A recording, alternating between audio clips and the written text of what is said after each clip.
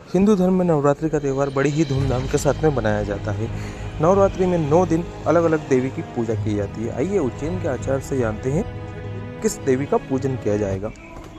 पूरे भारतवर्ष में हिंदू धर्म में अनेक प्रकार के त्यौहार बनाए जाते हैं। उसी प्रकार साल भर में 4 नवरात्रे कहे जाते हैं, जिसमें 2 गुप्त नवरात्रि कही गई है और 2 सिद्ध नवरात्रि कही गई है।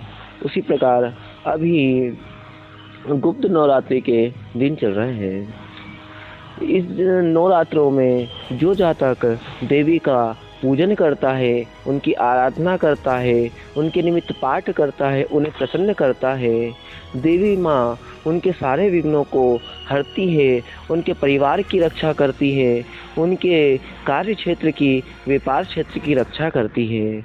इन्हीं दिनों अनेक प्रकार से व्यक्ति हिंदू धर्म को मानने वाला देवी की आराधना करता है, उनसे प्रार्थना करता है कि हे देवी, जिस प्रकार आपने बारंबार मानव की रक्षा की है, इस पृथ्वी की रक्षा की, संसार की रक्षा की है, उसी प्रकार आप हमारे परिवार की, हमारे घर की और हमारे कार्य क्षेत्र, व्यापार क्षेत्र की आदि की रक्षा करें।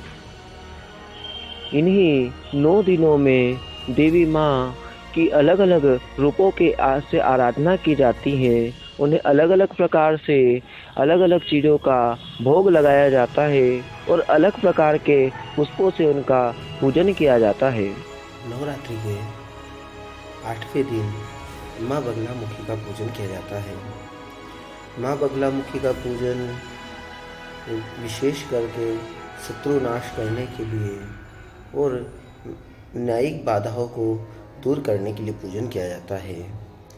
इस दिन माँ बगलामुखी का पूजन करने के लिए उत्तर दिशा में की ओर मुख कर के पीले वस्त्र पहनकर पूजन करना चाहिए और माता बगलामुखी को पीले रंग के पुष्प और पीले रंग के भोग का उपयोग करना चाहिए और हो सके तो पीले रंग का ही उन्हें भोग अर्पित करना चाहिए। कहा जाता है बगलामुखी देवी पीत रंग की कही गई है और इन देवी का नाम पीताम्बरा भी कहा जाता है। यह मुख्यतः स्तंभन शक्ति की देवी कही गई है, इसलिए इनका पूजन न्यायिक क्षेत्र में आ रही बाधाओं को दूर करने के लिए और शत्रु का दमन करने के लिए, अपने शत्रुओं के नाश करने के लिए इनका पूजन करना चाहिए। माँ बगलामुखी सभी के भय को हरने वाली कही गई है।